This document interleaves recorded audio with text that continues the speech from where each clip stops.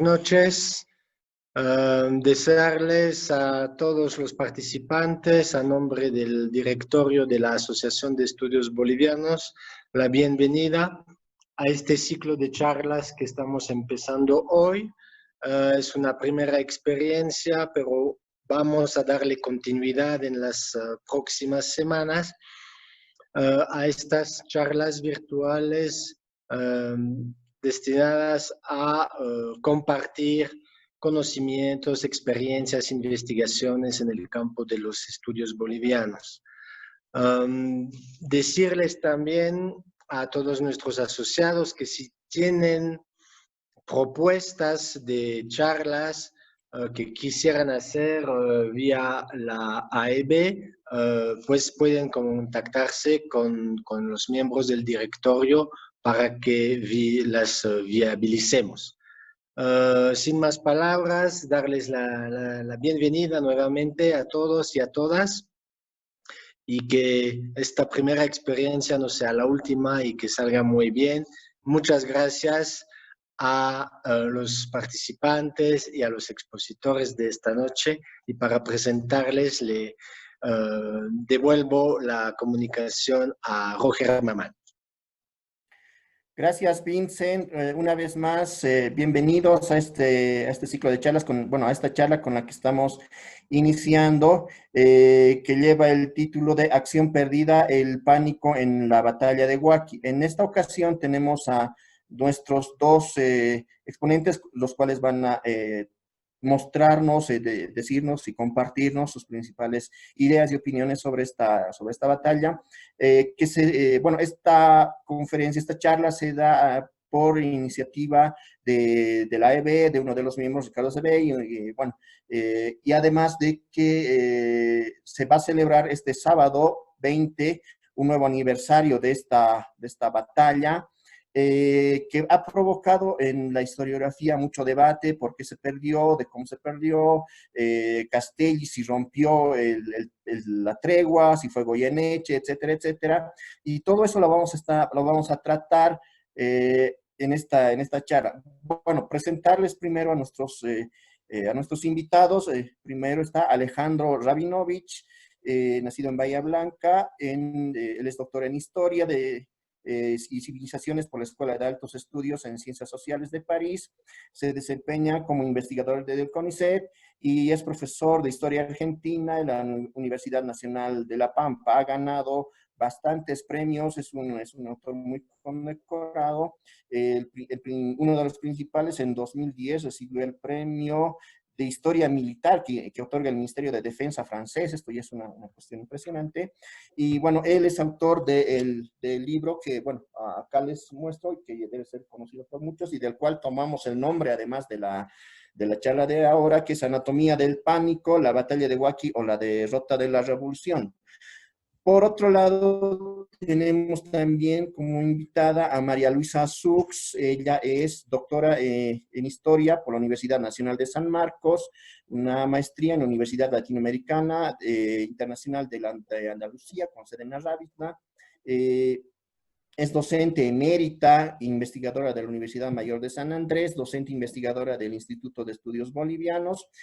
Y bueno, entre otros muchos libros que ella también ha publicado, está este también que les muestro, que es El complejo proceso hacia la independencia de Charcas, en este caso, ¿no? Estos dos autores que tenemos de lujo, creo yo, para charlar sobre este tema, que es lo que pasó en la batalla de Huaqui, ¿no? Bueno, explicarles y reiterarles un poco a los que ya estuvieron y explicarles a los que se unen ahora a nuestra charla. La dinámica va a ser la siguiente. Vamos a tener 15 minutos para cada invitado.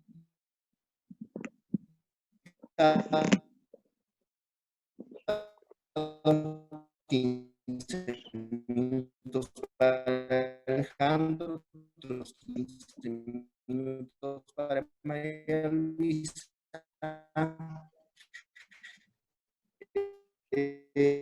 Para que nos expongan, nos hablen de esto, de sus principios. Luego vamos a tener un breve debate entre nuestros autores, y luego de ese tiempo se va a abrir el micrófono, hacer sus preguntas, comentarios, etcétera, en este caso, ¿no? Bueno, yo quisiera partir un poco de la idea de preguntarnos qué pasó en la batalla de Huaki, por qué las razones inherentes de esto, o en este caso, ¿no? Bueno, y para comenzar le cedo la palabra a Alejandro. Y bueno, Alejandro, buenas noches y muchas gracias por aceptar la invitación.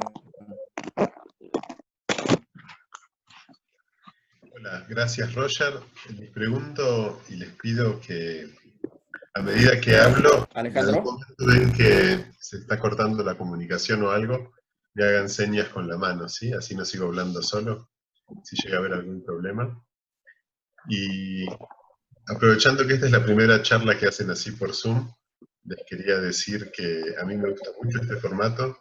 Creo que es una de las pocas cosas buenas que está saliendo de toda esta pandemia y estas cuarentenas, es que nos damos cuenta de que en el fondo esto es viable ya tecnológicamente, y por más de que es muy rico ir a visitar otras ciudades y otros países, ver la comida y conocerlos personalmente, creo que tiene mucho sentido hacer esto así, y antes no nos animábamos a hacerlo, y es tan fácil, y es gratis, y no implica que uno tenga que viajar días y días en avión.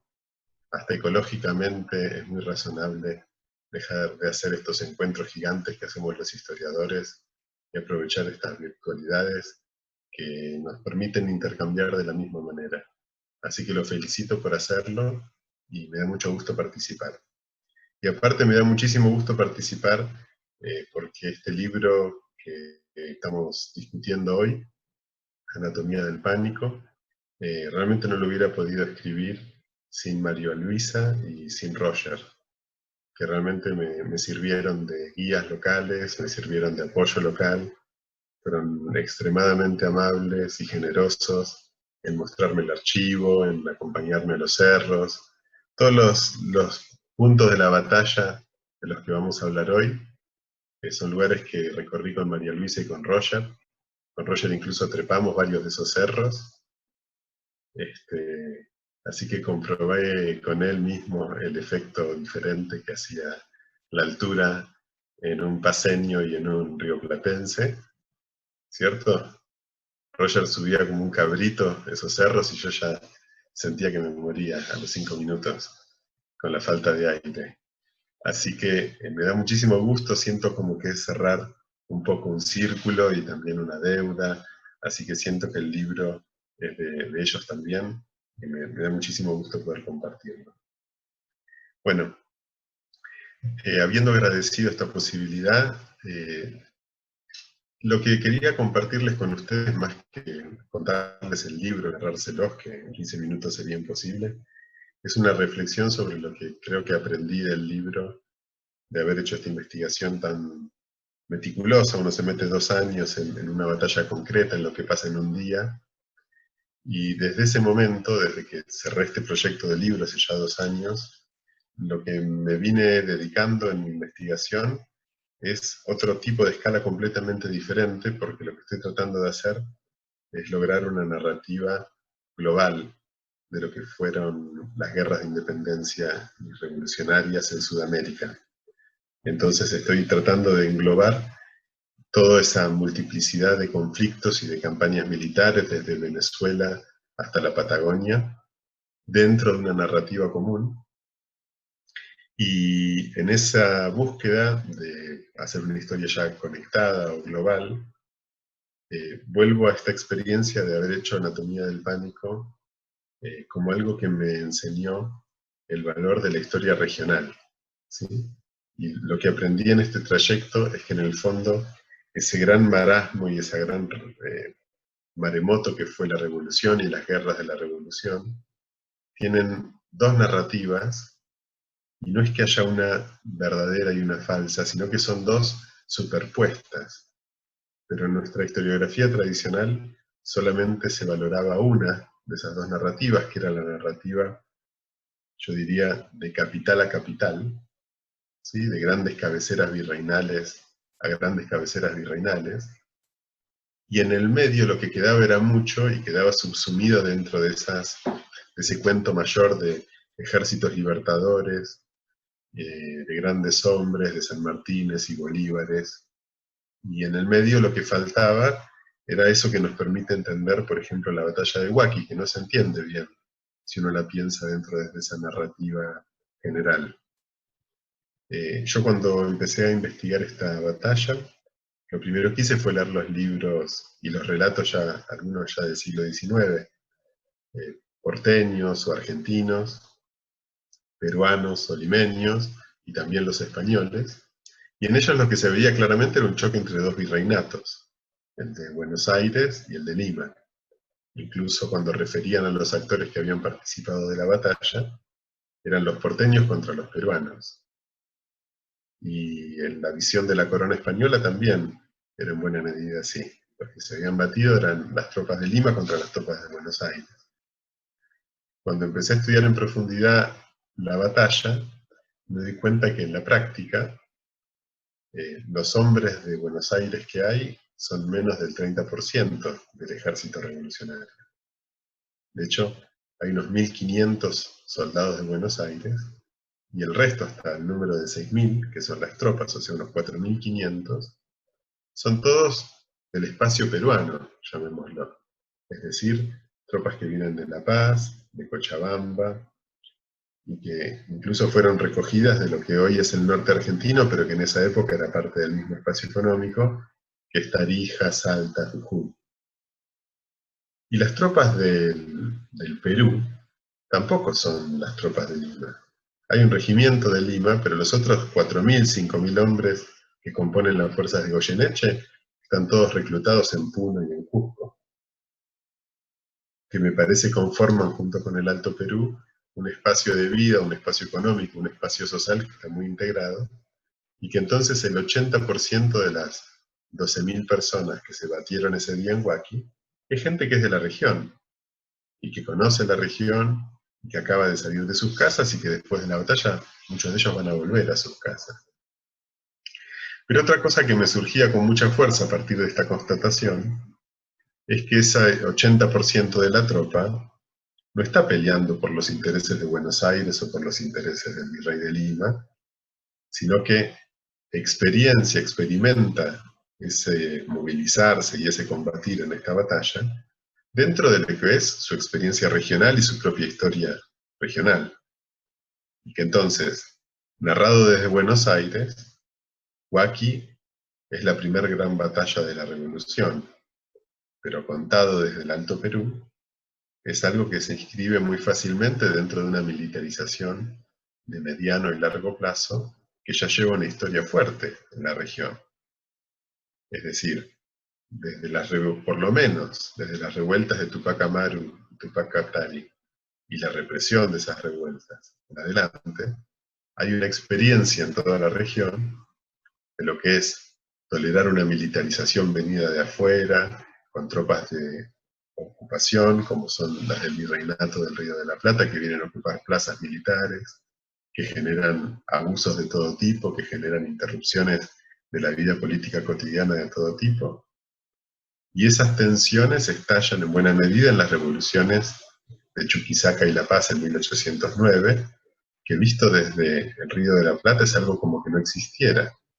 Y son dos juntas que están dentro del Virreinato del Río de la Plata, pero que les puedo asegurar que en ningún manual de historia publicado en Buenos Aires y que se use en Argentina van a encontrar la más mínima mención a estas revoluciones que son tan grandes como la de Buenos Aires.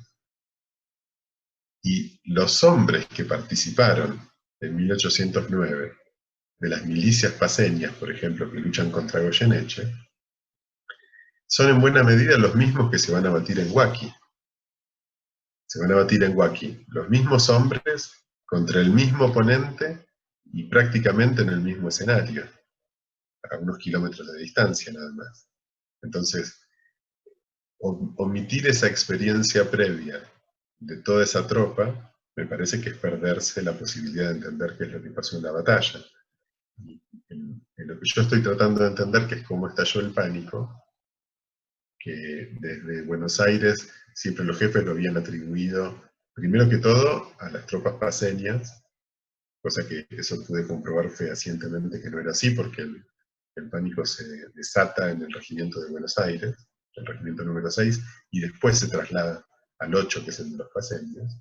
Pero aparte, lo planteaban como que ese pánico se debía a la falta de compromiso revolucionario de los altoperuanos, que era la gran tesis de Castelli y de Balcarce para explicar su derrota, porque los eximía de culpa. Cuando me doy cuenta que son los mismos hombres los que están ahí peleando en 1811, en las tropas revolucionarias, son los mismos que ya un año antes habían peleado, o un año y medio antes, habían peleado en la revuelta contra, bueno, en la Revolución de la Paz, y habían peleado contra las tropas de Puno y las del Perú. Es decir, que hace un año y medio ya que se están peleando por la revolución, y que habían sido duramente castigados por las tropas virreinales. ¿Sí? Tengo una enumeración de los castigos que recibieron esos oficiales. Entonces, claramente no es una falta de compromiso con la revolución. Como digo en el libro, estos hombres ya se están jugando el pellejo, cuando en Buenos Aires todavía le están dando la bienvenida a Cisneros, ¿no? Al virrey.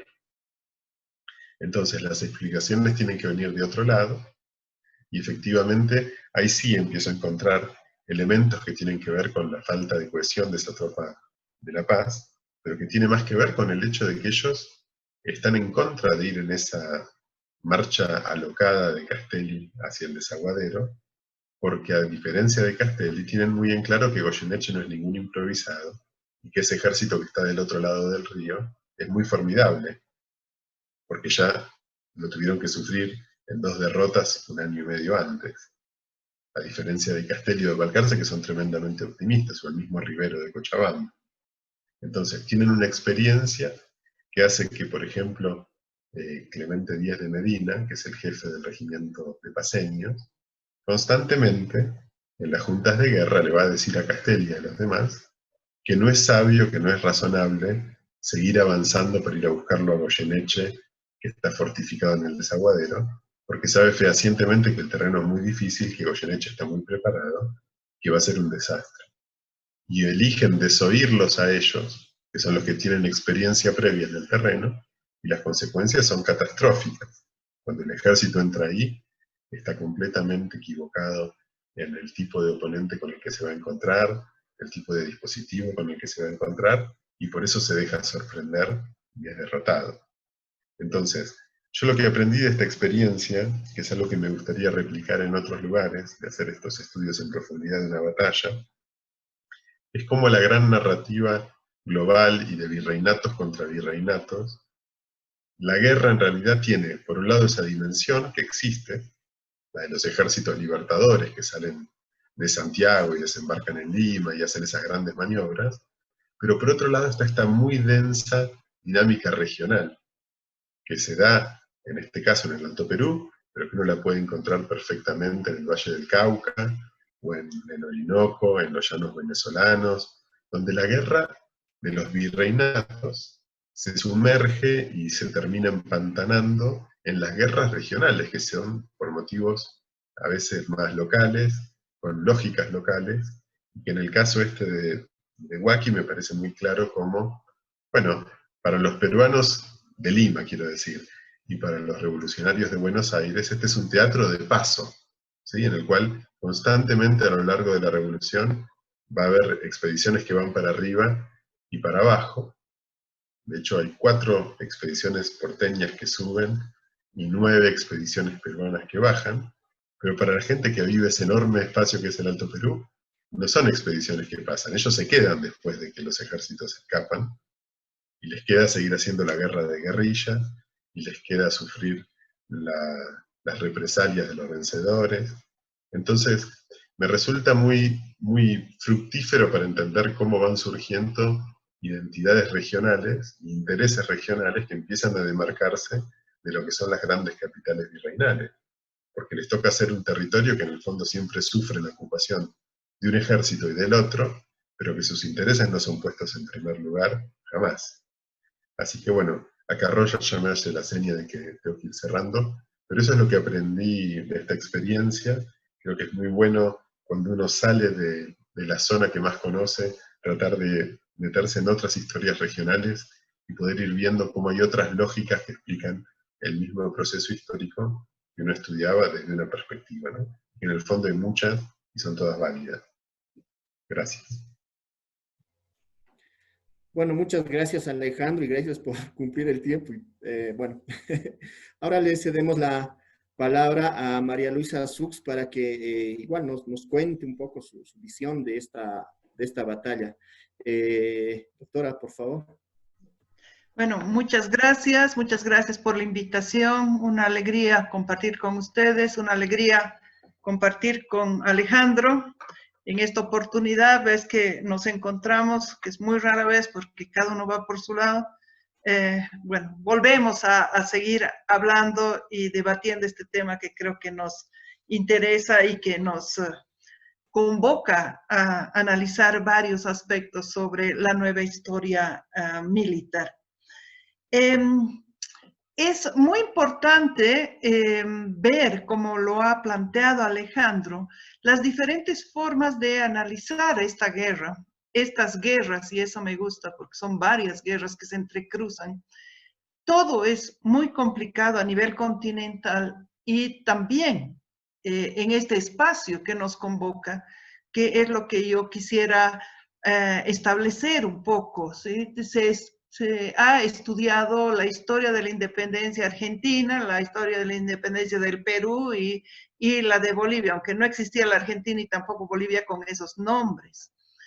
De esa manera nuestra historia nacional, nuestras historias nacionales han dividido y han establecido, han dividido el territorio y han establecido una historia que no son sino partes de un rompecabezas mucho más amplio y más complejo, que abarca más o menos desde el Cusco hasta Salta y Tucumán. Es decir, ese es el espacio en el que hay que analizar esta visión regional de la guerra. Eso no quiere decir que tampoco este espacio esté totalmente separado, porque va a estar articulado, por ejemplo, con las decisiones de Buenos Aires y con las decisiones de Lima, que son finalmente desde los virreinatos donde se están tomando las grandes decisiones. ¿Y por qué digo la necesidad de ampliar más allá de la frontera? Porque en el caso específico de Huaki siempre se consideró el desaguadero como el límite, la frontera entre un virreinato y el otro. Siempre se habló de el avance máximo que pudo realizar Castelli con el ejército, porque sabemos que sí mandó espías y mandó otra gente más allá del desaguadero, pero que el desaguadero, la batalla que se da muy cerca del desaguadero, más cerca del desaguadero que de Huaki en realidad, va a ser el máximo avance de los ejércitos rioplatenses. Y nos está viendo que todo esto está articulando fuerzas locales que se van a también enfrentar internamente con fuerzas más amplias, digamos, que llegan de otros lados. Entonces, ¿cuál va a ser lo importante de esta batalla, que como les digo es más cerca del desaguadero que de Huaki? Va a marcar una... como un rayado de la cancha que después no se va a volver a modificar, a pesar que sí llegan ejércitos, pero van a llegar por el otro lado del lago Titicaca, por ejemplo, ejércitos, podemos decir realistas, los ejércitos de Goyeneche, van a llegar para cruzar también el desaguadero y van a bajar en estas 9 incursiones que van a llegar hasta el sur, hasta lo que es ahora la Argentina. Y estas 4 que van a subir desde las tierras bajas, desde Tucumán y Salta fundamentalmente, hacia el Alto Perú o Charcas, y que van a marcar estos movimientos de tropas y esta guerra que dura 15 años, ¿no? Entonces, dentro de estos movimientos de tropa, vamos a ver que el ejército del rey, el ejército que en realidad viene del sur peruano, y ahí coincido totalmente con Alejandro, no solamente por quienes están peleando en este caso, sino porque Goyeneche, al mismo tiempo de ser un importante jefe militar, es un líder del sur peruano, ¿sí? Y esa va a ser una de las razones por las cuales posteriormente va a tener problemas con el virrey Abascal. Entonces, Goyeneche es un líder regional, es un líder que ha estado trabajando desde 1809 en esta región y que conoce profundamente esta región. Por el otro lado, también vamos a tener, si bien los jefes provienen de Buenos Aires, los ejércitos van a ser mucho más regionales. La primera vez que vi un mapa elaborado por el ejército rioplatense sobre Huaqui, ¿sí? Era un boceto que está en el Archivo General de la Nación. Yo dije, bueno, con razón han perdido la batalla de Huaqui, ¿no? Porque lo que se ve claramente en este mapa es un desconocimiento total y absoluto del espacio, ¿sí? Han dibujado este mapa, pero el mapa no contiene elementos claves como las distancias, por ejemplo. Y en este mapa se ve una distancia mucho menor de la real entre el desaguadero y el camino real que iba de La Paz a Oruro, donde supuestamente iba a ser un lugar de retaguardia. Pero si nosotros analizamos como bolivianos el mapa de La Paz, vemos que la distancia entre el desaguadero y Calamarca o Ayoayo es pues mucho más grande de lo que se plantea en el mapa. Por el otro lado, en las pampas del Azafranal, donde también van a estar los cochabambinos, están mucho más al sur de lo que realmente está. Entonces, con esos mapas era muy difícil poder organizar una batalla. Y eso nos lleva a pensar la importancia que se tiene el conocer el espacio. ¿Sí? Cuando fuimos con Alejandro y con Roger y Miguel Pacheco a la zona, bueno, era la primera vez que nosotros también íbamos a ese lugar, ¿sí? Y gracias a Alejandro pudimos conocer que este era el Cerrito de los Paseños y que este era el otro lugar y que por aquí entró Goyeneche y por aquí entró Tristán, que era el segundo. Entonces, él ya había estudiado todo esto, nosotros no. Pero eso me lleva a pensar que Goyeneche conocía profundamente ese lugar, ¿sí? Él mandó por la retaguardia, por el medio de los cerros, a gran parte del ejército y cortó al ejército, digamos, independentista, pero no era todavía, no se puede llamar de esa manera, en dos. Y entonces los dos grupos no pudieron comunicarse. Y entonces esto implica la necesidad de estudiar.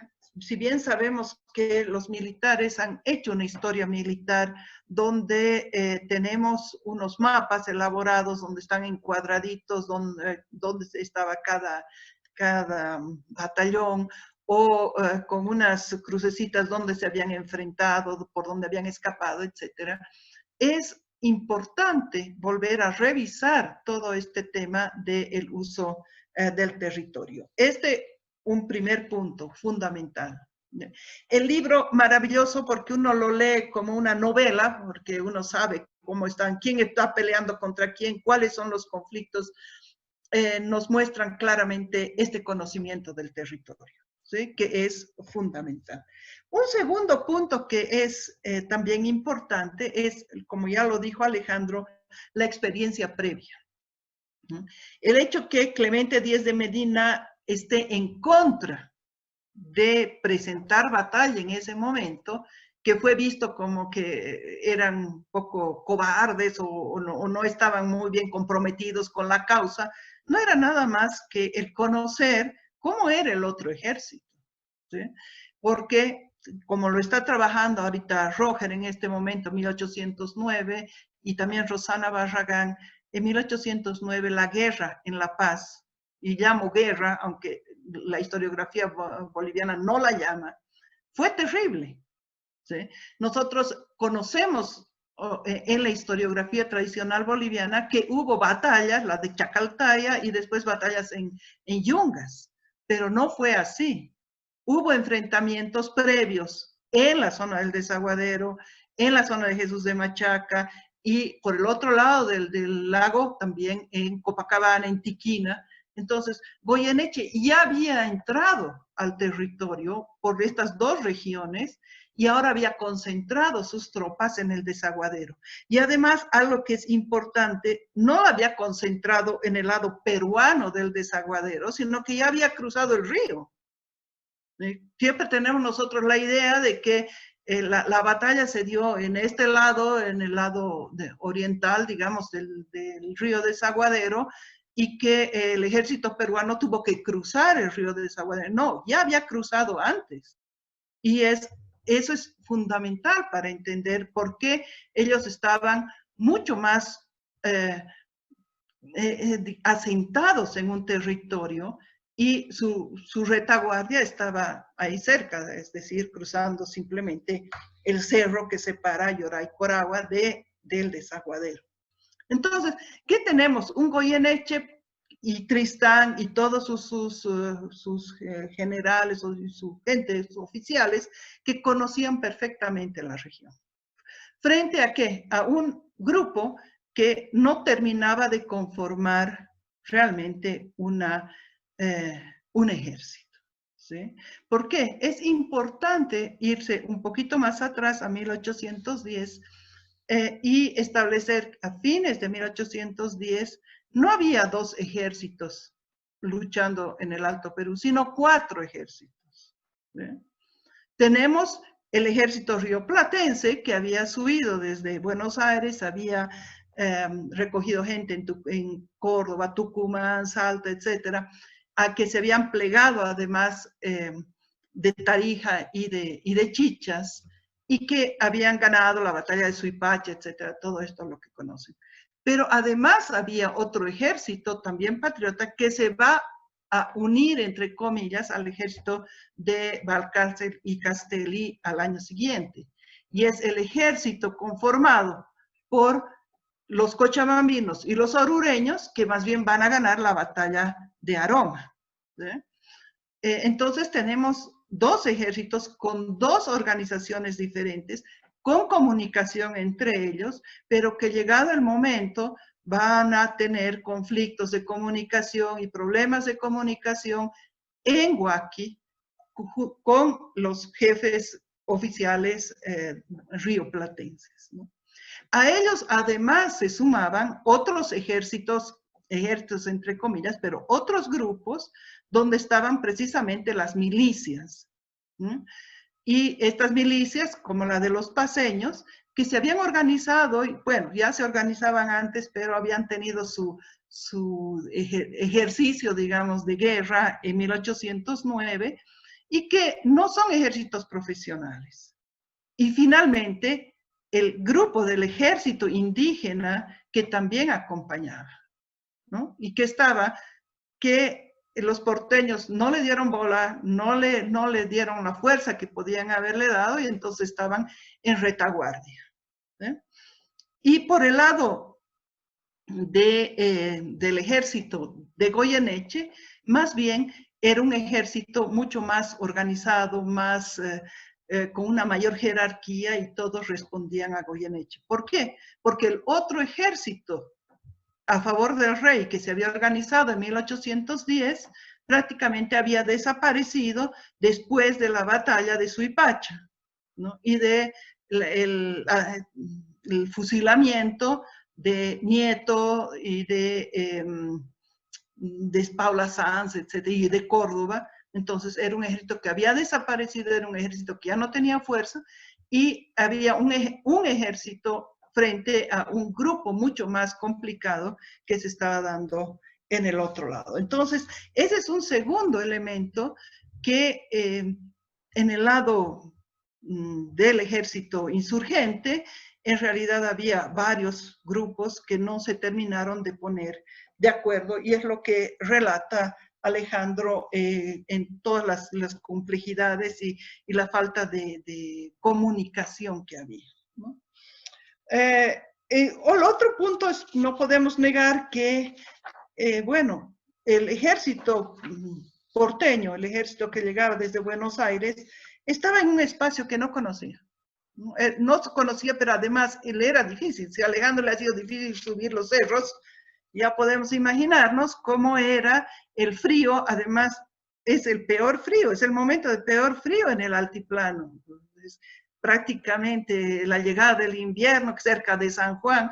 Y imagínense ejércitos que llegaban desde Buenos Aires, pero también desde Tucumán o Salta, en este lugar, la falta de oxígeno, la falta el frío, la falta de acostumbrarse a la comida inclusive, eran elementos que también marcaron la debilidad, digamos, de este territorio, o de este ejército, perdón. Y entonces ahí nos ponemos a pensar qué implica ser el dueño de la cancha, podemos decir, ¿sí? El jugar como... que lo llaman los futbolistas, bueno, el jugar ahí en tu propia cancha, que era lo que tenía Goyeneche, porque él ya había andado por todo ese lado. Y un cuarto elemento que yo resaltaría en el libro de Alejandro es el uso de las armas, ¿sí? Siempre se ha resaltado que el uso de las armas, los españoles ganaron a los incas porque tenían armas de fuego, y así sucesivamente, y esta historia ha recorrido todo el tiempo, ¿no? Y cuando nosotros analizamos cómo fue el uso de armas durante toda la guerra, y lo que plantea Alejandro, y tiene toda la razón, es que en muchos momentos las armas de fuego eran más que nada un perjuicio para determinados ejércitos, porque ya se imaginan ustedes lo que se necesita para trasladar cañones, artillería, etcétera, etcétera, y que el confiar demasiado en las armas de fuego fue también un error del ejército insurgente, ¿no? Finalmente era mucho más útil utilizar espadas u otro tipo de armas. ¿Qué es lo que nos da esto en el contexto general de la guerra? ¿Sí? Analicemos cómo llega Valcárcel y Castelli, ganan en Suipacha, entran en Potosí, la gente los recibe muy bien, van a Chuquisaca o a La Plata, hacen todo tratan de generar un gobierno allá y se organizan y van avanzando. Y conforme van avanzando hacia lo que podríamos hoy día decir los límites, van sumándose los otros grupos. Ahora, lo que nosotros nos preguntamos es cuál era el objetivo político de este avance. Lógicamente, entrar al otro virreinato, ¿no? Entonces, aquí es muy importante analizar y articular la historia militar con la historia geopolítica de la guerra, porque aquí hay un estudio de ver hasta dónde se va a llegar. No porque sí, Castelli va a mandar espías, ¿no? Como Mariano de Argandoña a todo el sur peruano, no porque sí, en el sur peruano están esperando al rey Castel, se está organizando una insurrección en Tacna, y entonces el objetivo es atacar el virreinato. Y es un objetivo que no se va a dejar de lado y que explicaría también justamente la campaña posterior de San Martín. El objetivo es cómo llegar a Lima, así como en máximo avance, así como el objetivo del ejército del Perú es llegar a Buenos Aires para controlar la revolución, ¿sí? Entonces, aquí tenemos, si bien es importante también establecer los conflictos regionales y hacer este juego constante entre la historia grande de virreinato a virreinato frente a las historias regionales, los conflictos regionales, hay que tener en cuenta que este gran proyecto no implicaba no era pequeño, tenía un nivel continental muy amplio y que implicaba también una lucha entre los dos virreinatos. Finalmente, un elemento que creo que es central.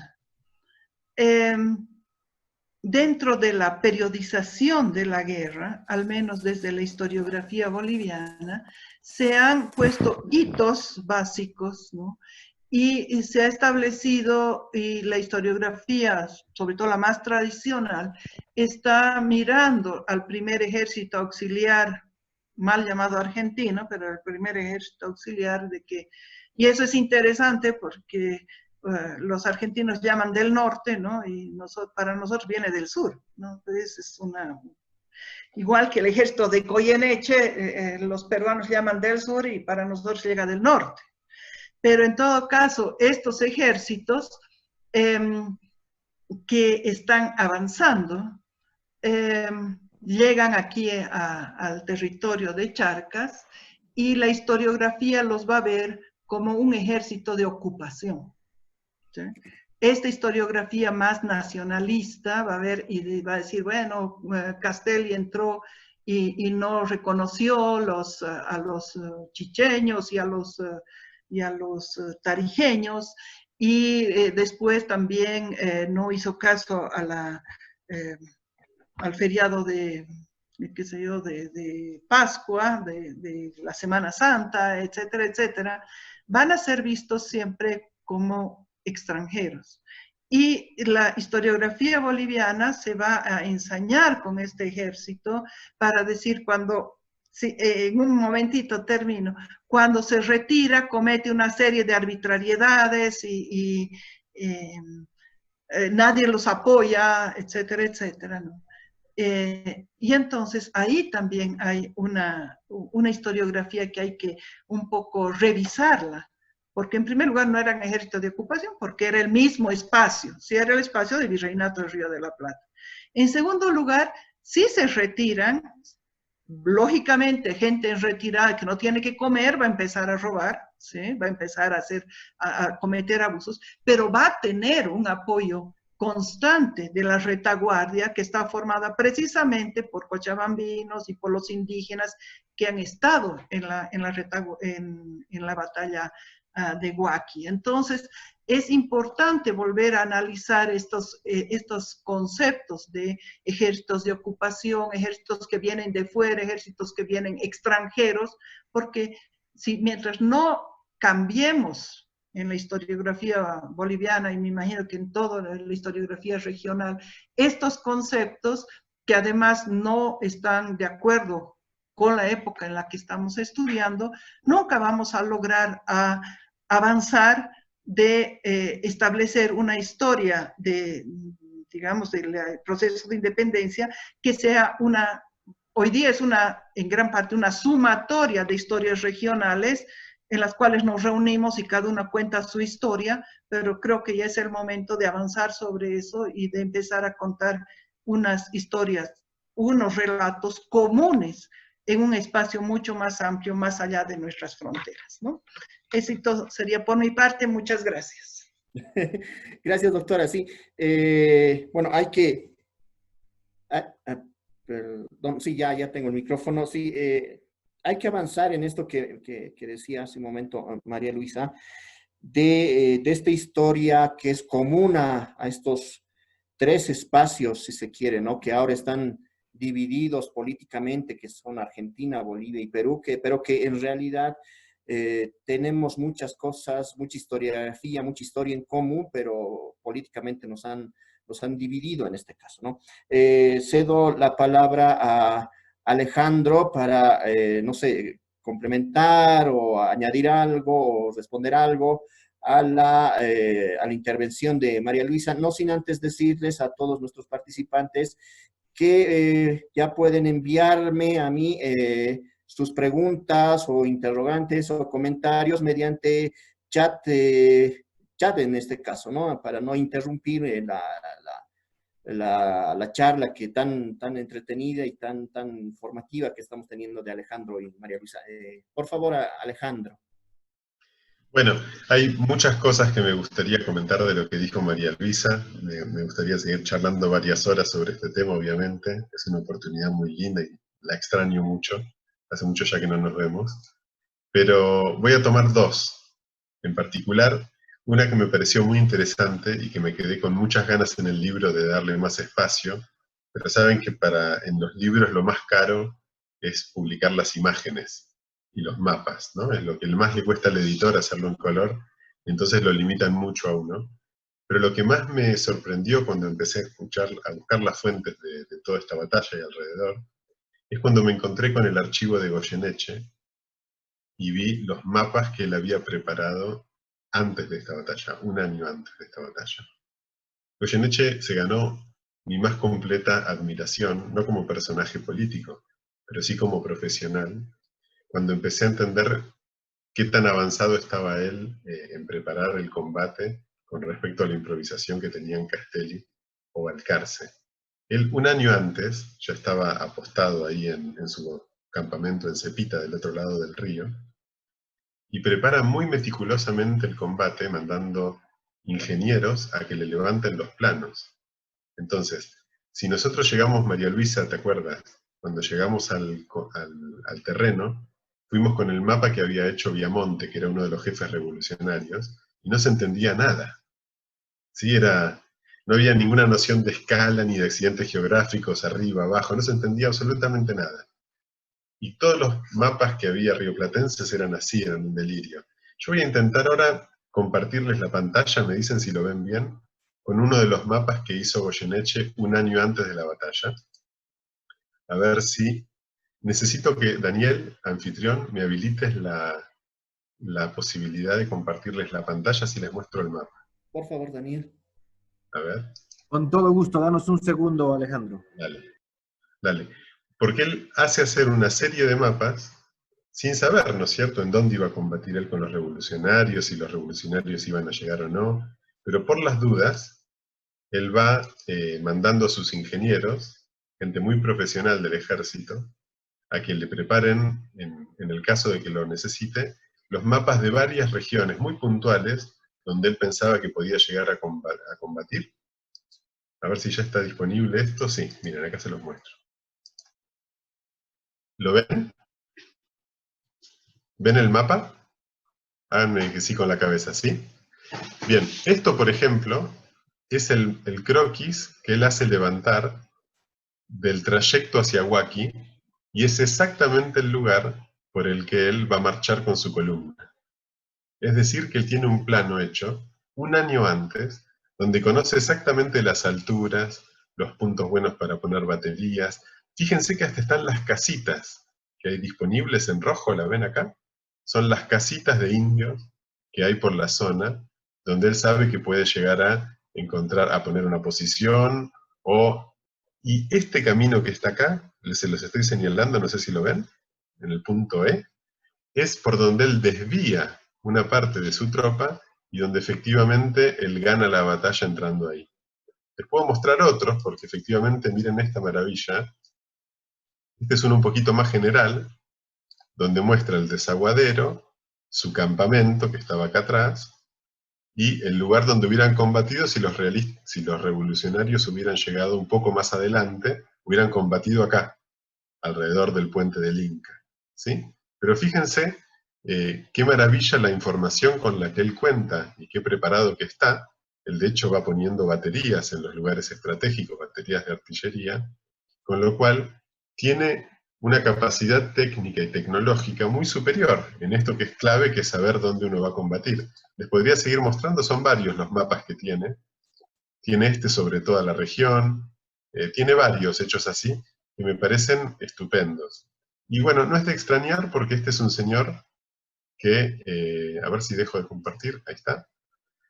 Goyeneche tiene algo que muy pocos conocen como antecedente, que cuando él se va a estudiar a España y a participar del ejército, Godoy, el ministro del rey, lo elige a él entre todos los militares de España para que vaya en una misión especial a todas las capitales de Europa a estudiar los manuales de táctica y a investigar los batallones y cómo funcionan los batallones en Prusia, en Austria, en Francia, para generar conocimiento que modernice el ejército español. Es decir, que tiene una capacidad y tiene una experiencia que nadie más tiene, no solo en el Imperio Español, mucho menos en América, ¿sí? Contra ellos se están enfrentando Balcarce y Castelli, que realmente se van a dar cuenta que no están preparados para ese tipo de contienda. Y una cosita más, muy breve, que elijo responder de lo que decía María Luisa, respecto de la voluntad de pasar hacia Lima, ¿no? De generar este avance hasta el Perú. Y lo interesante que me di cuenta es que en realidad las dos facciones que gobiernan la revolución en Buenos Aires y que se disputan entre ellas, tienen en esto una visión muy diferente. Castelli y Moreno, y luego Belgrano y San Martín, quieren llegar hasta Lima. Su idea es hacer una guerra continental. Pero los saavedristas, que es la facción que está en el poder en ese momento, en 1811, tienen una visión mucho más conservadora de lo que tiene que ser la revolución, y se contentan con llegar a ocupar el que era el virreinato del Río de la Plata. Entonces las órdenes que le dan a Castelli, incluso una semana antes de la batalla, es que llegue hasta el desaguadero y no dé ni un paso más, ¿no? Lo que le dicen claramente es, si en Perú va a haber revolución, la van a tener que hacer los peruanos. No es nuestro ejército el que tiene que avanzar hacia allá, porque no queremos hacer una guerra de ese tipo. Entonces, hay dos visiones contrapuestas y Castelli es víctima de esas dos cosas, ¿no? Está desobedeciendo claramente a su propio gobierno cuando ataca a Goyeneche en el desaguadero, porque lo que él quiere es llevar la revolución al Perú, pero su propio gobierno está pensando en otra cosa. Entonces, hay muchas visiones contrapuestas sobre cómo están pensando eso que están haciendo, que es una revolución, pero que puede tener muchos contenidos. Gracias. Devuelvo la palabra si María Luisa puede hablar también. Muchísimas gracias, Alejandro. Bueno, realmente podríamos charlar horas sobre estos temas que son tan interesantes, ¿no? Y yo retomaría de esta tu segunda participación. Bueno, por un lado, la formación, ¿sí? El hecho de que en el Río de la Plata hubiera habido una concentración mayor de ejércitos que vienen, o sea, el poder llega desde Buenos Aires, hace que el poder esté muy lejano y al final no hubiera una jerarquía clara en ese ejército. Todos sabemos que ya llegando a Chuquisaca y todo, existían bandos en el mismo ejército auxiliar, ¿sí? En Oruro tratan de sacarlos a los jefes, hay una especie de sublevación pequeña dentro del mismo ejército. Entonces, desde el punto de vista militar podemos ver que la conformación del ejército es muy diferente y claro, ahí tenían todas las de perder el ejército del Río de la Plata, ¿no? Por otro lado, el otro punto de los proyectos, ¿sí? Muchas veces, el otro día charlábamos con Roger y Ricardo Acebey sobre el tema de lo americano que aparece en los discursos, pero que también aparece entonces en este tipo de proyectos, ¿no? ¿Hasta dónde llevar los proyectos? ¿Qué es lo que se plantea? ¿Qué creo que termina siendo un proyecto conjunto, porque si lo vamos a empezar a ver desde un lado y del otro, cada uno se va a quedar todavía en sus espacios, ¿no? Y cuando nos vamos al final de la guerra, cuando vemos también el otro lado, el peruano, y vemos que su guerra de independencia va a empezar el 21, por una visión que gracias a Dios está un poco moviendo, pero es fundamental empezar a trabajar a nivel mucho más amplio, de tal manera que no pensemos que el resultado de todo esto va a ser la independencia, la formación de estados, es decir, todo el mundo actuaba, como yo digo siempre, a ciegas, es decir, la gente estaba actuando sin pensar que después va a ser un héroe o va a ser una persona de las malas de la historia, ¿no?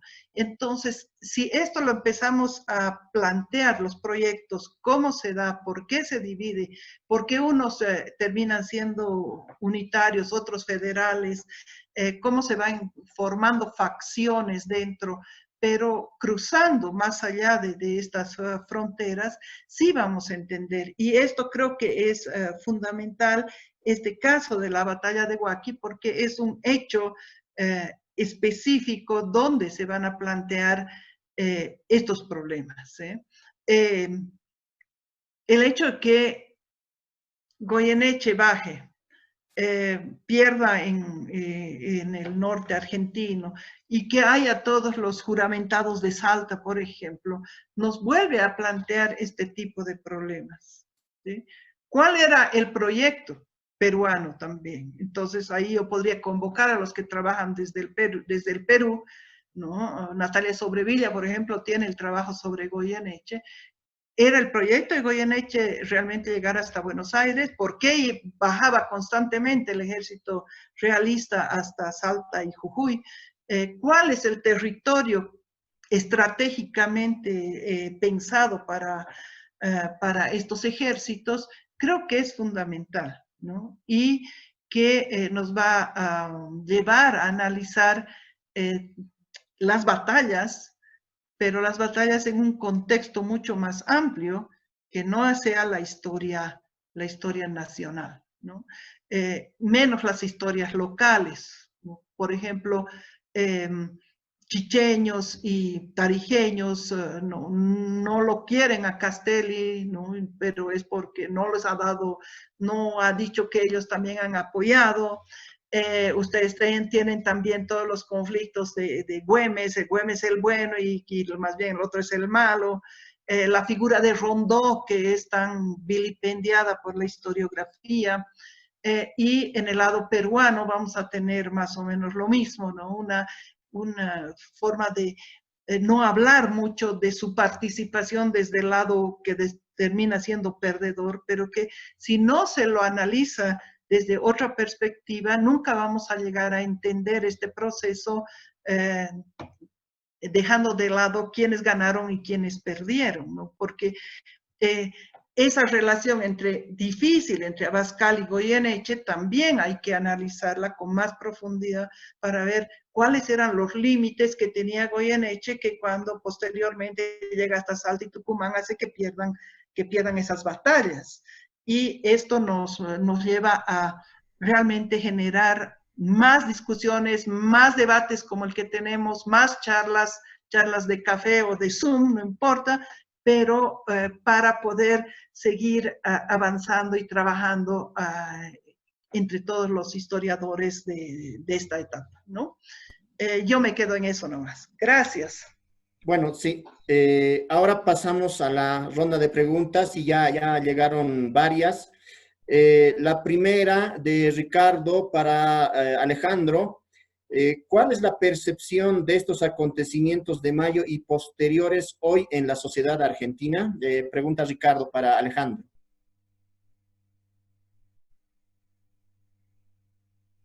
Daniel. Ahí está. ¿Me escuchan, sí? Sí. Podría juntarlo con otra pregunta para ir ganando tiempo de Juan José Toro, que me pregunta por el lanzamiento de Álzaga, ¿sí? Del 1 de enero de 1809. Entonces, hoy en día, la visión predominante, que es la que aprendemos en los manuales de historia y es la que se celebra en las conmemoraciones patrias, y la que está en la mayoría de los libros de historia, hacen que la revolución empiece el 25 de mayo de 1810. Esa es la visión absolutamente predominante, que yo diría que 99 sobre cada 100 estudiantes de historia les responderían eso. En la práctica, estrictamente hablando en términos fácticos, nos damos cuenta que desde las abdicaciones de Bayona, en el virreinato del Río de la Plata, hay 4 intentos revolucionarios antes del 25 de mayo de 1810. Está la Junta de Montevideo, en 1808, está el fracasado, pero que en definitiva intentaban hacer una junta, intento de Álzaga en Buenos Aires mismo, en 1809, y luego va a venir el de Chuquisaca y el de La Paz. ¿Sí? Es decir, que el del 25 de mayo de 1810 es el quinto intento revolucionario juntista en el marco del mismo virreinato. Entonces, es muy importante ponerlo en esa perspectiva para entender que ni Dios es porteño, ni la historia nace y termina en Buenos Aires. Buenos Aires es una etapa más dentro de un fenómeno atlántico gigantesco, y que incluso dentro del virreinato tiene otros epicentros muy grandes, independientes del de Buenos Aires. Si uno no entiende eso, después no va a entender por qué a los revolucionarios porteños les va tan mal cada vez que van para las provincias, cada vez que cruzan a la banda oriental o que vienen al Alto Perú. Bueno, estos territorios tienen su propia dinámica y tenían su propia idea de lo que era una revolución que les conviniera a ellos. Eso es clave. Y dentro de eso, Juan José preguntaba por el papel que tuvo Saavedra, y Saavedra es clave en reprimir a Álzaga y a los revolucionarios eran realistas, no realistas, perdón, eran peninsulares en Buenos Aires, y a partir de ahí es que Cornelio Saavedra empieza a acumular poder que le va a permitir terminar siendo el presidente de la Junta en 1810.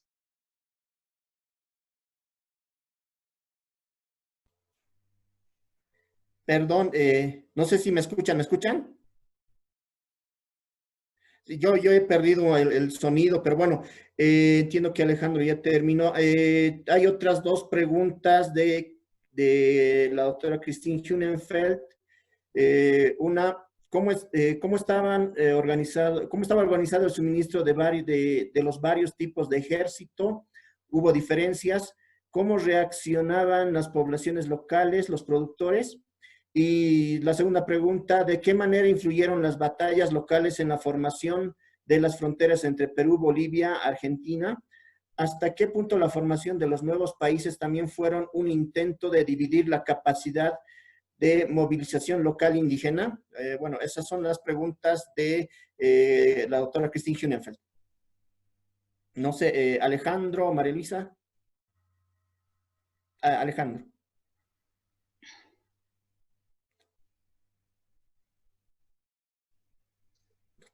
Yo propongo que le responda María Luisa, así la escuchamos y aparte lo conoce mejor el tema.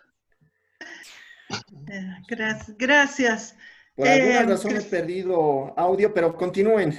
Ya. Gracias, Cristine. Es muy importante poder estudiar en los diversos niveles todo este proceso tan complicado. Nos has hecho una serie de preguntas y yo te puedo decir lo siguiente. En un momento en que la gente no tiene mucha idea, hay rumores por un lado, por el otro, de qué es lo que estaba ocurriendo, 1809, 1810.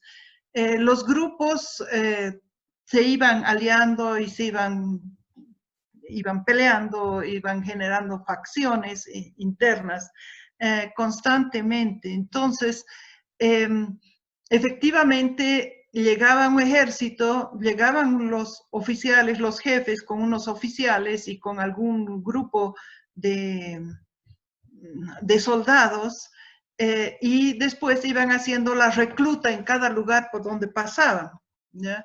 El tema de la recluta va a generar gente que también va de forma obligada a luchar a uno y otro ejército. Nosotros tenemos la idea errónea de que es un ejército como un grupo de fanáticos del fútbol, de un equipo y del otro, pero no es así porque la obligación es muy fuerte a un lado y al otro. Entonces, por un lado hay intereses para entrar en el ejército, como por ejemplo los gauchos para lograr el fuero militar, etcétera, y por el otro lado también hay una recluta obligatoria. Y entonces, esto va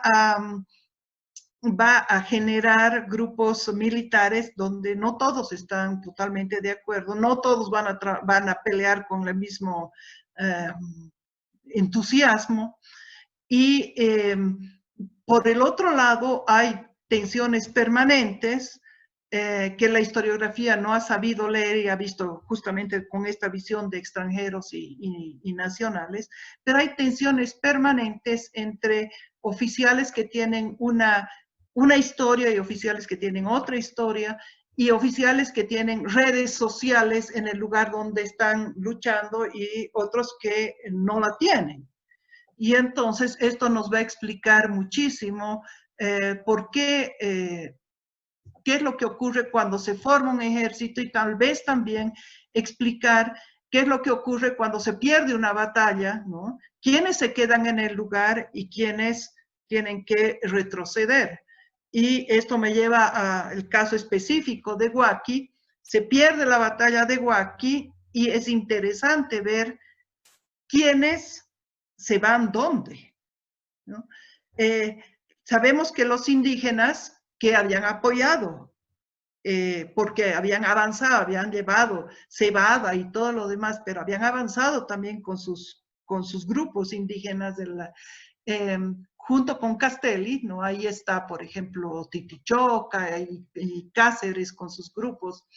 Llegado el momento, ellos van a cuidar la retaguardia y van a enfrentarse al ejército de Goyeneche en la serranía de Yocoyoco. Para los que conocen La Paz, es esa serranía que separa Laja de Tiahuanaco, es decir, la retirada del ejército. Va a haber otros que se van a refugiar en La Paz y se van a ir directamente a sus haciendas para que no los agarren, ¿no?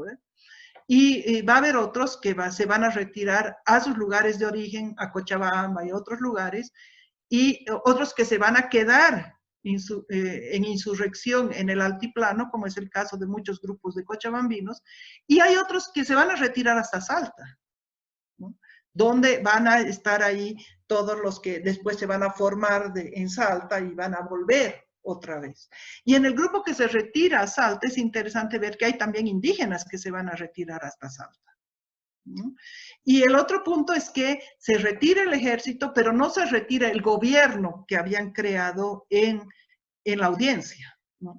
Va a ser recién a fin de ese año que se retire el nombrado presidente por el lado porteño. Entonces, es bien complicado poder establecer en cada una de las batallas cómo va a afectar, ¿sí? Y creo que la historiografía ha marcado dos batallas clave, digamos. La batalla esta de Huaqui, que es la primera derrota del ejército, y la batalla de Sipe-Sipe, que sería la última batalla, digamos, grande del ejército. Pero creo que hay que volver a analizar cada una de estas batallas para ver cómo estaba conformado, y no solamente dónde están ubicados, sino cómo están organizados, qué apoyo tienen, qué objetivo político tienen, si tienen una estabilidad o no, etcétera, ¿no? Esto desde mi punto de vista, pero yo no soy experta en historia militar, el experto es Alejandro, así que le paso la palabra.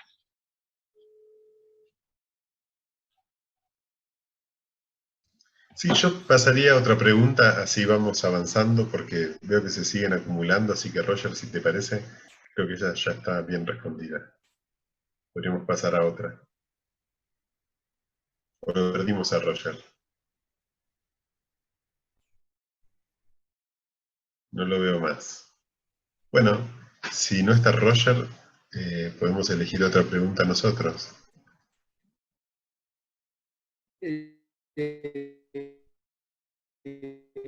Sí, perdón, y se me perdieron las volver a... Bueno, no te Sí, sí que preocupes, les yo digan ustedes, por leo la favor, pueden próxima continuar. entonces. Sí, ¿Te parece, Roger, si yo leo la sí, próxima? sí. Por Vale, favor. sigo yo. Vale, estoy bajando. A ver, Gary Mostajo Troche pregunta, una para Alejandro y otra para María Luisa. ¿Cómo la batalla de Huaqui y el problema del pánico, la escasa cohesión del ejército, define a mediano plazo la ruptura final con el proyecto independentista rioplatense? Bueno, creo que esa es la que va para mí, así que la respondo. Efectivamente creo que hasta el momento de Huaqui todavía estaba abierta la posibilidad no con chances absolutas, pero con buenas chances de que hubiera un destino común para los dos territorios. Había sectores que estaban a favor y sectores que estaban en contra.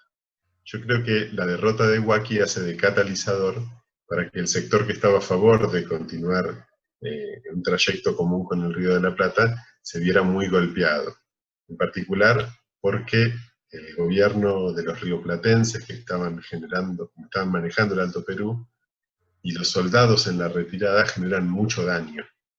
¿Sí? No solo porque hay miles de dispersos y desertores que van a matar y violar y robar y saquear a los indígenas a su paso porque tenían que comer y porque estaban desesperados, con lo cual van generando una enemistad popular muy grande que genera que poblaciones enteras salgan a cazarlos a los soldados desertores y que, bueno, se genere una situación muy violenta, sino que los mismos Castelli y Balcarce no se comportan muy bien en esa retirada y, por ejemplo, entre otras cosas, mienten a las poblaciones diciendo que tienen un núcleo muy fuerte y que no han sido derrotados y les piden que vengan a mandarles tropas y suministros, cuando ya está todo perdido en la práctica, con lo cual generan que muchas tropas se pierden y que muchos pobladores en general, pero indígenas en particular, se van a ver después con las represalias de los realistas por haberse movilizado cuando en realidad ya no había ninguna chance de ganar esa guerra o esa campaña. Y después creo que la gota que rebalsa el vaso es cuando Juan Martín de Pueyrredón, que era el gobernador en Potosí, decide como última tropelía llevarse el total de los caudales, ¿no? Se lleva todo de la Casa de la Moneda y vacía todo, y con lo cual, bueno, eso lo hace entre gallos y medianoche, escapando en un tropel de mulas, y le deja muy claro a los altoperuanos que el gobierno porteño está privilegiando los intereses de Buenos Aires, ¿no? Así que creo que ahí hay un punto de ruptura. Después hay otros intentos, pero creo que ya nunca se llega con chances ciertas de que el Alto Perú siga el camino de Río Platense. María Luisa, ¿querés que te lea la próxima pregunta para ti? ¿O la llegas a ver vos? Bueno, la segunda pregunta, las relaciones tensas entre Castelli y Francisco de Rivero. La historia nacionalista ha criticado mucho que Castelli, bueno, y Valcárcel no le dieron la fuerza y que lo abandonaron a Rivero, que estaba al otro lado.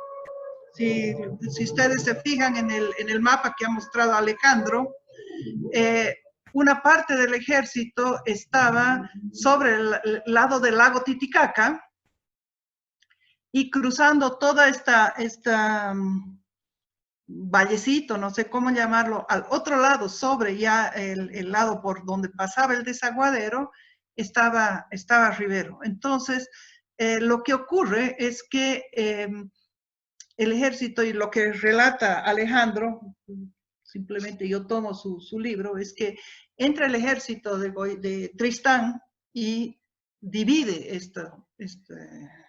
estas dos franjas y se rompe la comunicación entre los dos lados, ¿sí?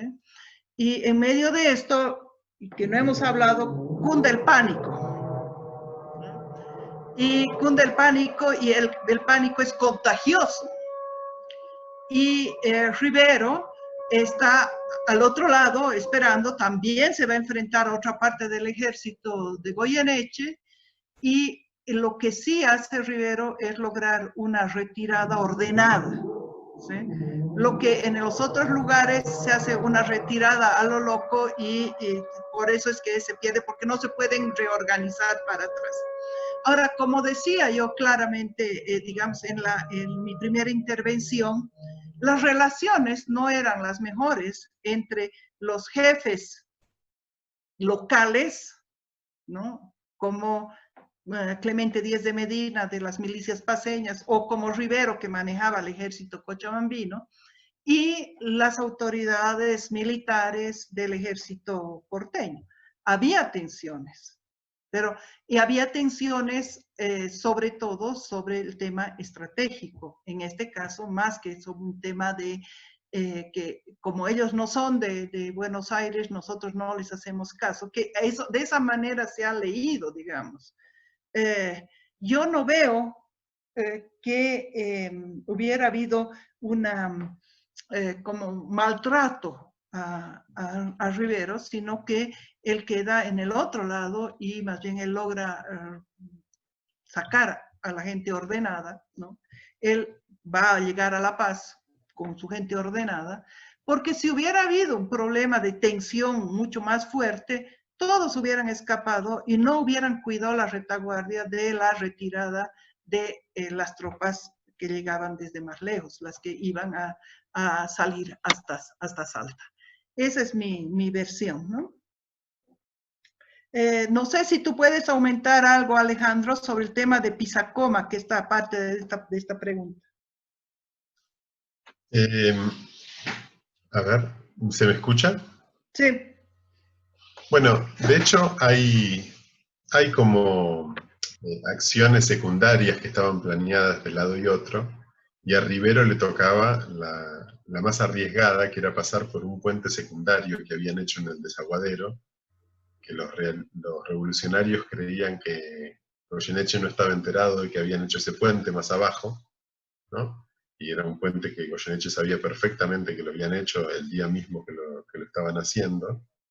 Entonces la idea era que Rivero cruzara con la caballería cochabambina del otro lado del Desaguadero y cayera por la retaguardia al campamento realista de Cepita, ¿sí? Mientras los revolucionarios atacaban por el frente.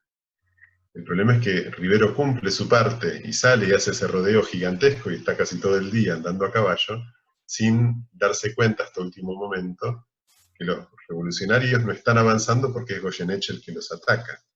Con lo cual queda un poco pagando, como decimos aquí en Argentina, dando vueltas del otro lado del río, y cuando ya vuelve más tarde, se encuentra con la batalla a mitad perdida, e intenta hacer una participación, pero ya es muy tarde, se está haciendo de noche, y en el fondo sus tropas se terminan desbandando con las del resto del ejército. Pero acá entramos con otra pregunta, para ir atando con otras más, que ya no recuerdo de quién era que me preguntaba por qué en el libro digo que,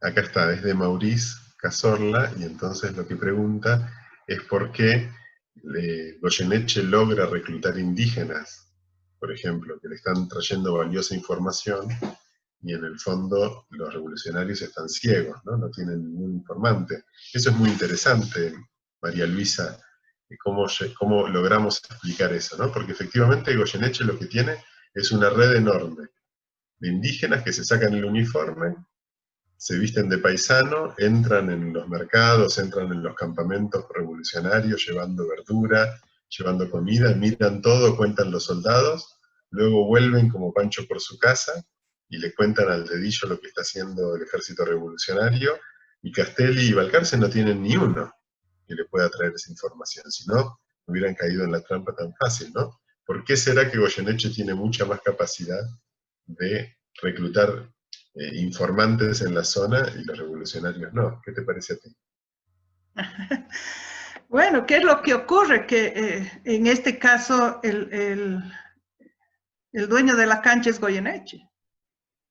Goyeneche está ya más de un año allá. Además, ¿qué diferencia hay? Hoy día sí podemos decir, este es indígena peruano y este es boliviano, pero ni aún así, ¿no? Sabemos nosotros que en la zona de Copacabana, en la zona de Desaguadero, unos parientes están a un lado y los otros están al otro lado del río, o sea, es la misma gente.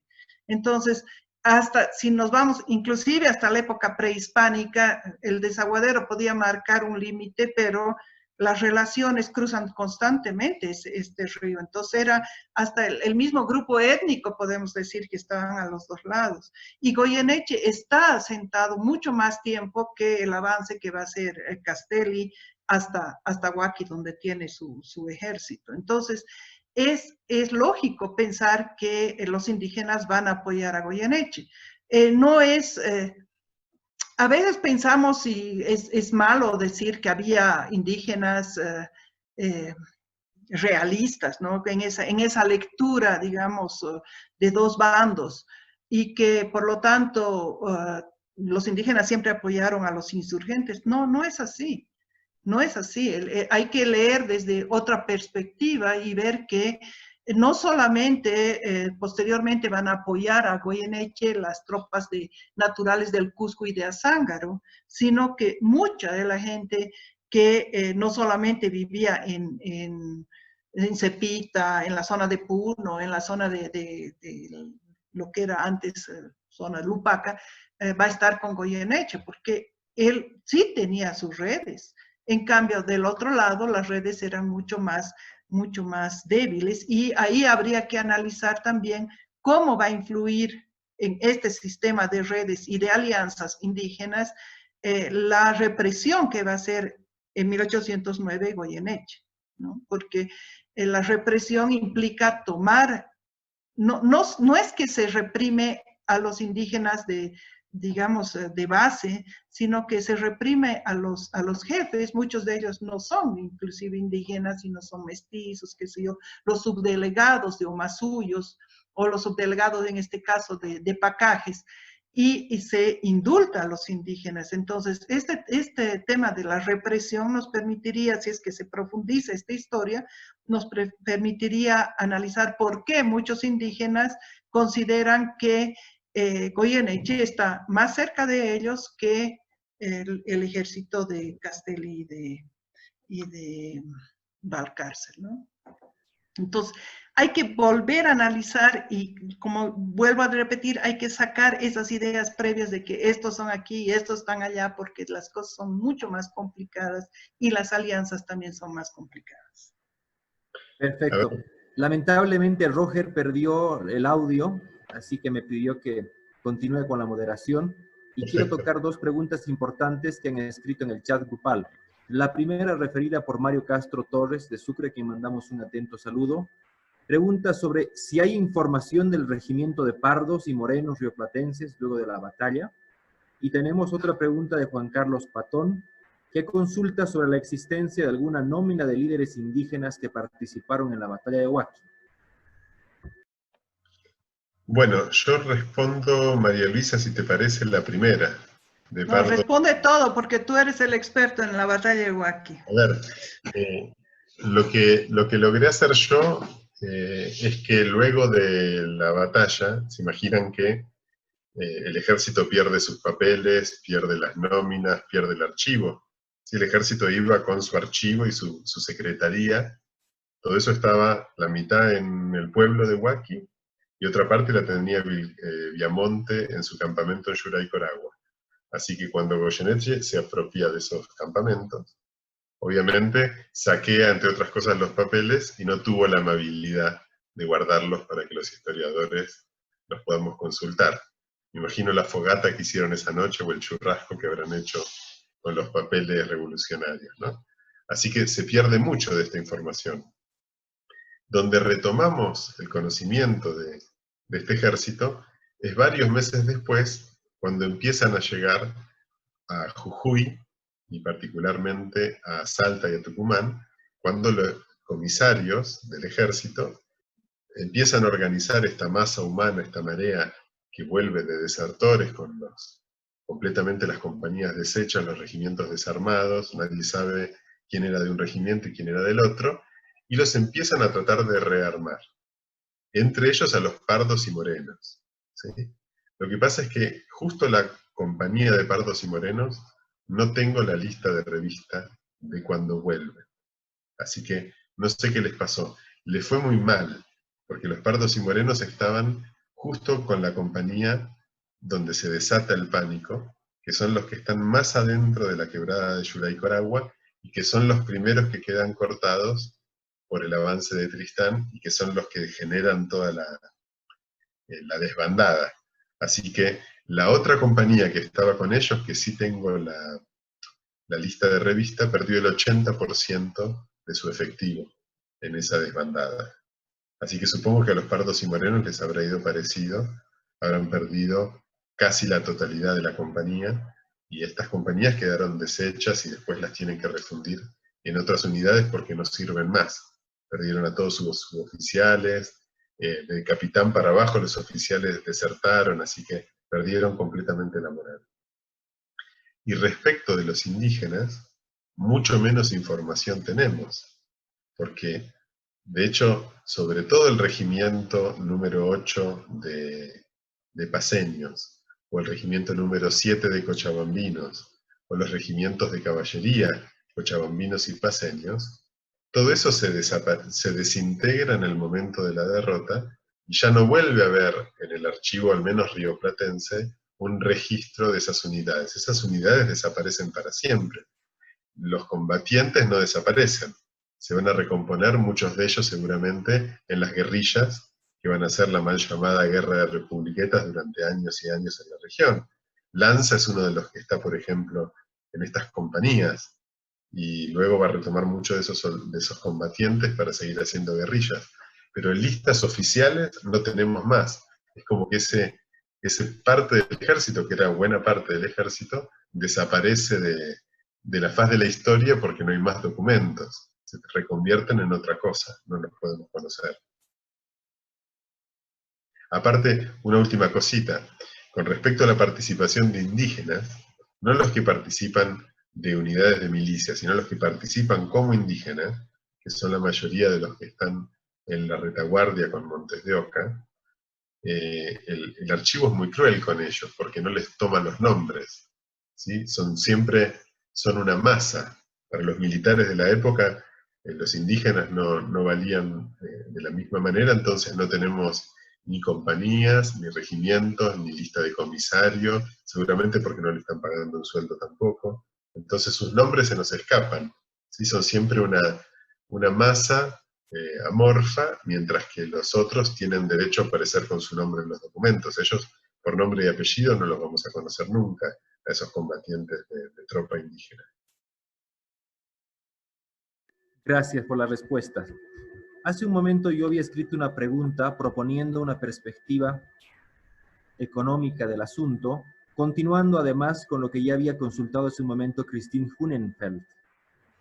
Decía yo, o más bien preguntaba, sobre los costos de mantener ejércitos tan numerosos y cómo financiar los costos de la guerra, las maestranzas de armas, pólvora, uniformes y las recuas de ganado para movilizar sus equipos. Bueno,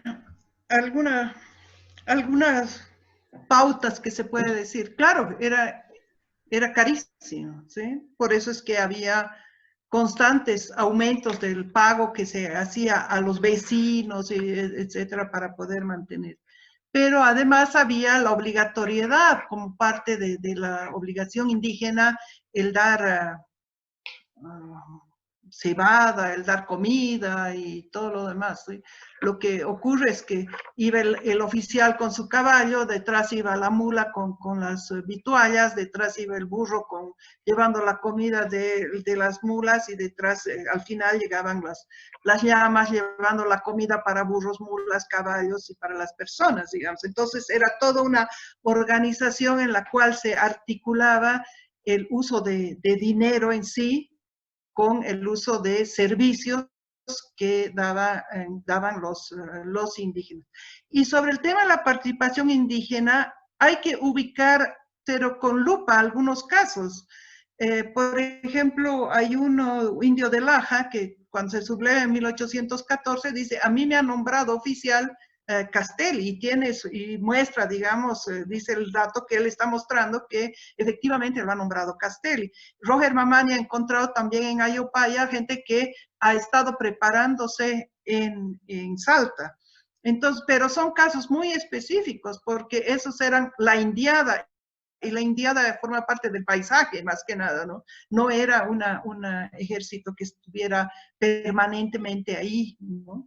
Y lo que sí tenemos es que estos mismos indígenas que han apoyado en la retaguardia, han apoyado el retiro de las tropas, son los que van a mantener la insurgencia indígena hasta 1812, los que van a acercar la ciudad de La Paz en agosto, septiembre de 1811, poco después, digamos, de la pérdida de Huaki, y que ahí sí se tiene algunos nombres de gente que ha participado y que estaban organizados, digamos, pero que han mantenido la insurgencia indígena como una forma de resabio de la derrota de Huaki. Daniel, te agrego un dato para evacuar tu consulta, pero más general, para que tengas una idea. En los estados del período, el estado rioplatense o peruano o el chileno, cualquiera de esos estados, entre el 75 y el 80% de los gastos del presupuesto estatal anual se gasta solamente en los salarios de los militares. Es solo para pagar salarios, ¿sí? Luego todo lo que gastan, lo que comen, el armamento, todo eso tiene que salir de otro lado, que normalmente no hay de dónde hacerlo salir, y por eso son contribuciones forzosas que se le van poniendo desde los vecinos y los paisanos de la región hasta las grandes casas comerciantes. O bueno, Castelli va a sacar de las cajas de Potosí cientos de miles de pesos, oro y plata, que va a gastar en la guerra. Sí, se queman las reservas de esas sociedades acumuladas durante décadas, se queman en esta guerra y se queman muy rápido, y a partir de ahí tienen que empezar a tomar deuda estos estados para seguir haciendo la guerra. Toda esta guerra de la revolución fue increíblemente ruinosa para la región, y todos los países de la región salen con su primera deuda externa ante acreedores británicos por los gastos de esta guerra. Y a partir de ahí no nos desendeudamos nunca más. Argentinos menos que los demás todavía, ¿no? Perfecto. Cristín añade y dice que a la pregunta habría que agregar qué es lo que pasaba con el tributo indígena y la relación entre pago de tributo y reclutamiento. En muchos casos los indígenas eran reclutados y también tenían que pagar el tributo para pagar a los soldados una suerte de pago. Por su parte, Mario Castro añade y dice que probablemente que el obispo Remigio de la Santa haya instruido activamente a sus párrocos a ayudar decididamente al bando peruano, ayuda a entender por qué el apoyo indígena es más activo al bando peruano. También vemos que Mario Castro hace una pregunta al final y señala que si se incluye un análisis del cerco de la paz de 1811 en el presente trabajo. Vale, María Luisa, te dejo que respondas un poco a lo de los indígenas en la región. Bueno, muchas gracias. El tema de la iglesia creo que es un tema que hay que volverlo, o sea, que hay que estudiarlo. Está muy poco estudiado, más allá de analizar las historias de Moxó, la historia del obispo La Santa y cómo la van a declarar, qué sé yo, culpable a la Virgen, etcétera, que están más ligadas a temas de anécdotas. No se tiene estudios muy grandes sobre el rol de la iglesia y en todo este conflicto. Y creo que eso queda pendiente, ¿no? Es un tema en gran parte debido al tema de fuentes, ¿no? Que no hemos utilizado las fuentes eclesiásticas para analizar. Y esto tiene que empezar a analizarse desde el Cabildo Eclesiástico de La Plata hasta el rol que van a jugar cada uno de ellos. Pero es muy probable que las redes armadas desde la iglesia, con los curas párrocos y todo lo demás, hubieran establecido, digamos, un cierto control de la población indígena. Sobre el análisis del cerco de la paz, creo que el texto de Alejandro no lo trata, y esto está en el libro, por ejemplo, de René Arce, y en mi libro también, ¿no? Y pero todo esto forma parte de un mismo proceso, ¿no? Porque es una especie de interacción, no es cosa de separar la guerra por un lado, la política por el otro y el tema social por el otro, todo está mezclado, y entonces el cerco de la paz es una alianza entre los indígenas, los cochabambinos, para controlar la región y, digamos, un poco no perder los otros territorios rurales frente a la retirada del ejército de Castelli Valcárcel, ¿no? Bueno, Maravilloso. creo que parece que Roger ya retomó el audio. Por favor, Roger, adelante. Sí, Ya recuperé el audio, no sé qué pasó, estas conexiones de internet que a veces nos traicionan. Pero bueno, creo que ya estamos llegando al final de esta reunión, de esta interesante charla. Creo que hemos debatido bastante bien y hemos conocido mucho mejor esta historia de la batalla de Huaqui. Bueno, no me queda más que decir que muchas gracias a todos los participantes. Muchas gracias a Alejandro desde Argentina, muchas gracias a María Luisa, a todos los que nos han estado acompañando. Bueno, y esperemos tenerlos en una próxima oportunidad. La próxima va a ser, creo que sobre semillas y transgénicos, algo así, que nuestro presidente Vincent Nicolás creo que está organizando y él va, bueno, en días siguientes vamos a comunicarles también sobre esta nueva charla.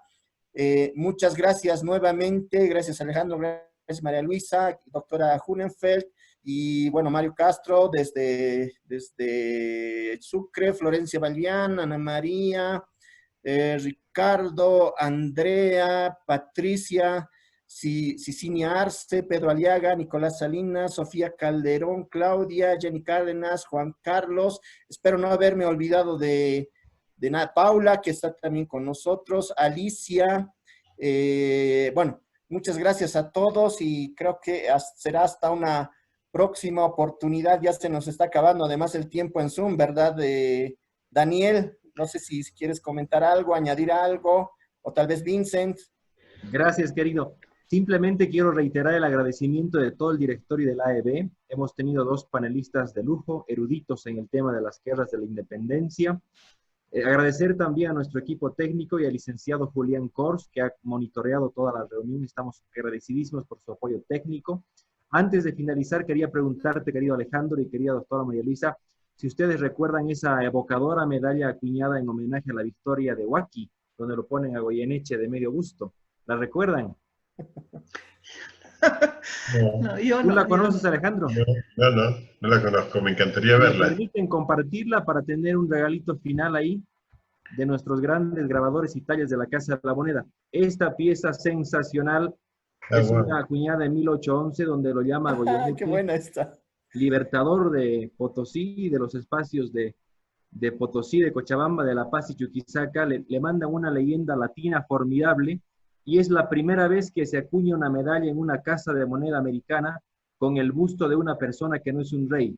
Y ahí lo tienen a Goyeneche con su pequeña cruz de Santiago en el pecho. Qué bien, Daniel, me la mandas, porfa. Pero con sí, todo no gusto, los mandas, Alejandro. por favor. Pero por supuesto. Súper. Ahora le cedemos la palabra a nuestro querido presidente Vincent Nicolás para que pueda dar las palabras de clausura. Un gran abrazo para todas las damas y caballeros presentes. Es un placer haberlos visto.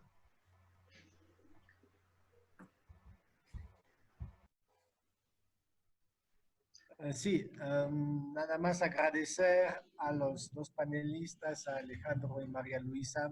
Muchísimas gracias por esta charla. También a todos los participantes, indicarles que próximamente les vamos a avisar del cronograma de charlas que tenemos, que va a ser sobre una variedad de temas muy amplia. Entonces, por favor, estén siempre atentos a lo que les podamos avisar mediante el mail y mediante la página. La charla de esta noche va a ser subida también a la página de la AEB. Muchas gracias y buenas noches.